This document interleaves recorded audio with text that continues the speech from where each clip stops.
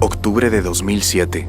La UIS desarrolla la Operación Huracán Verde en la provincia de Esmeraldas, donde logra incautar casi 4 toneladas de cocaína de propiedad de las FARC. En el contexto de esa operación, detectan la entrada de un avión marca Grumman, tipo GLF-2, que aterrizó sin autorización previa en el antiguo aeropuerto Mariscal Sucre de Quito.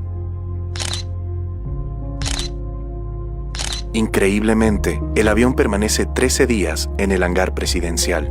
El avión que utilizaron los narcotraficantes, recuerdo el nombre del piloto, era Miguel Arévalo Kressler, mexicano, era militar, piloto. Él vino con este avión y llegó a estacionarse en el hangar presidencial. En las llantas de ese avión trajeron el dinero para comprar la droga.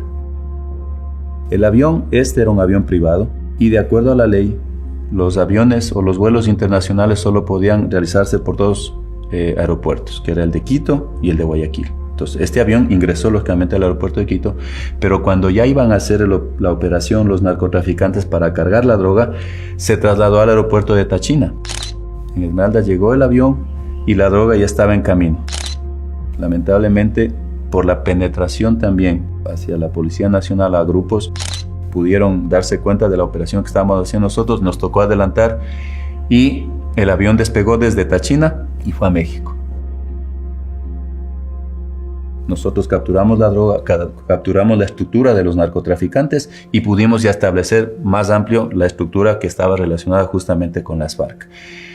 De acuerdo a los convenios que tenemos en México, se logró enviar la información. El avión llegó a México, el avión fue detenido y el piloto también. Cuando hicieron un escáner de todo el avión, encontraron las partículas de droga. O sea, no era la primera vez que ese avión iba a transportar droga. Entonces ya determinamos cómo funcionaba esto. Y ahí pudimos observar muchas de las cosas. Por eso digo, la penetración del narcotráfico a las instituciones gubernamentales. Gracias a Huracán Verde, la UIS pudo determinar varios nexos de las FARC con miembros de la Policía Nacional y, lo más grave, con funcionarios del gobierno de Rafael Correa. Dentro de la investigación policial, se estableció que José Ignacio Chauvin, en ese momento funcionario del Ministerio de Gobierno, fue quien retiró dinero en efectivo de la aeronave mexicana para la compra de droga a las FARC. En la investigación, surgen por primera vez vinculados al poder político los nombres de los hermanos Jefferson, Miguel y Edison Ostaiza, generando enorme incomodidad al interior del gobierno. Nosotros pudimos ya determinar que esto no era una estructura únicamente de narcotraficantes. Aparecieron ya las FARC, aparecieron las relaciones con el gobierno nacional, con ciertos funcionarios del gobierno nacional, del gobierno de Rafael Correa. Entonces, lamentablemente, eso puso en evidencia, o los políticos ya echaron un ojo y dijeron, estos están yendo por un camino diferente. Entonces dijeron, a ver, ahora vamos a querer estructurar que todas las operaciones tienen que conocerla arriba para ver si también no va a salir golpeado alguna otra persona. Nosotros desde las FARC agradecemos ese esfuerzo de todos quienes participan de este Congreso. Febrero de 2008. En las instalaciones de la Casa de la Cultura Ecuatoriana se lleva a cabo el llamado Congreso de la Coordinadora Continental Bolivariana, un encuentro de la extrema izquierda latinoamericana que termina funcionando como herramienta de cabildeo político en favor de las FARC. La autorización para ese evento fue solicitada por María Augusta Calle, militante del partido de gobierno. Terroristas de las FARC, vinieron del ETA, vinieron de Perú, del Tupac Amaru, de Bolivia, entonces eso ya veíamos que era otra estructura. Aquí yo supe que había gente de la ETA, porque el embajador de España me vino a decir que cómo era posible que se hayan reunido en Angostura o en Quito, guerrilleros de todo el mundo. Hubo una gran conferencia internacional de la que luego salieron como en un picnic guerrillero al campamento de Angostura, antes del bombardeo. Los objetivos políticos de este Congreso fueron consolidar frentes de apoyo a las FARC, cabildear para su reconocimiento como fuerza beligerante y discutir la conformación de un ejército en América Latina dirigido por ese grupo. Esperamos que este Congreso produzca conclusiones, tareas, definiciones que contribuyan a hacer realidad el pensamiento bolivariano. necesario que nos pronunciemos en este Congreso por la libre autodeterminación de los pueblos, para que la insurgencia colombiana sea reconocida como fuerza beligerante, para que sea excluida igualmente del listado de los terroristas. Empieza a Correa a no determinar a los grupos terroristas como tal, porque claro, se iría contra muchas leyes internacionales. Entonces ya no los determina así. Y ya no determina por eso tampoco a ningún grupo político ni que se lo determine como terrorista. Un grupo subversivo, ¿no? Que no estoy en absoluto de acuerdo con ellos.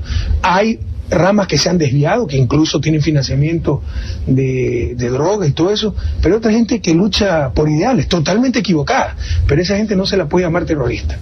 3 días después de ese encuentro, el 1 de marzo, las Fuerzas Armadas colombianas bombardean el campamento de las FARC en Angostura, territorio ecuatoriano. A ver, Emilio, continuate un ratito, tengo una llamada supuestamente urgente del presidente Uribe.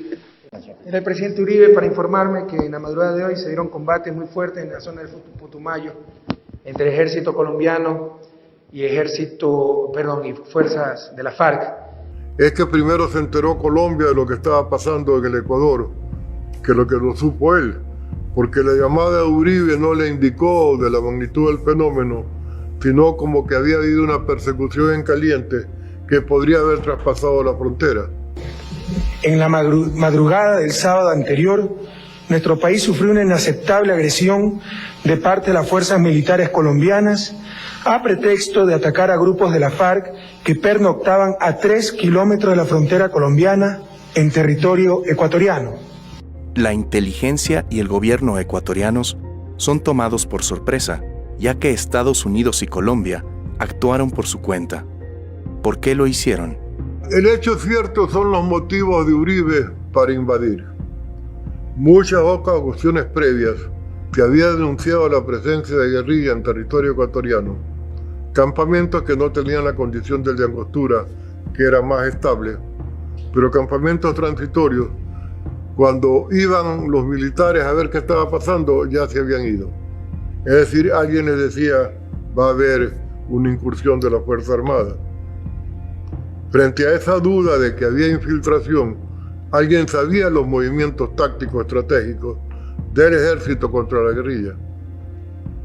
Entonces, en ese campamento, una vez que se produjo el bombardeo, se encontraron evidencias del financiamiento a las campañas de Correa, de la vinculación con el registro civil, de los vínculos con las personas que visitaban el campamento y eran funcionarios del gobierno de Correa, como el señor Chavín, que fue subsecretario de gobierno.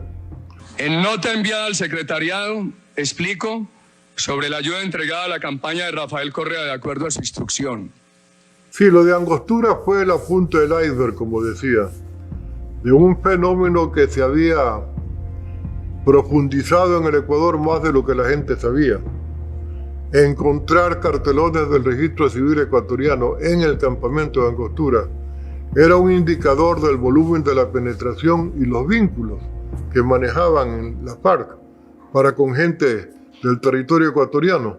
Luego de que la UIS revelara las relaciones entre las FARC y el gobierno ecuatoriano, el comandante Silva fue acusado de vender información a los Estados Unidos. Fui develado. O sea, yo trabajaba en un tema que era sensible, peligroso.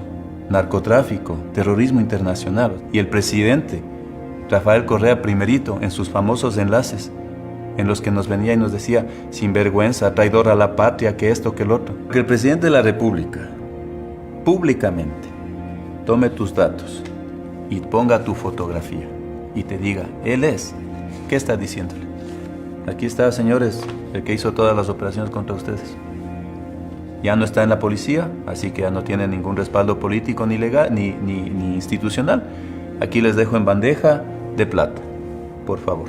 Me expusieron públicamente ante los narcotraficantes, ante los terroristas, porque yo ya entendía hacia dónde iba todo esto. Querían mi cabeza.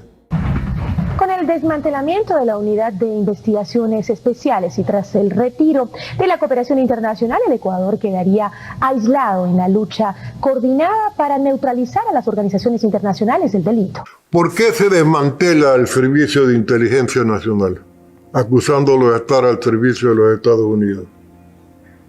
Porque estaba haciendo lesiones al narcotráfico en el Ecuador en alianza con el Servicio de Inteligencia colombiano. Entonces, eso es lo que hicieron. Luego, ¿qué crearon? Crearon la famosa SENAIN, que ya todo el mundo conoce para qué sirvió. Para perseguir a políticos, opositores o a las personas que estaban opuestas al gobierno de Correa. Para eso sirvió.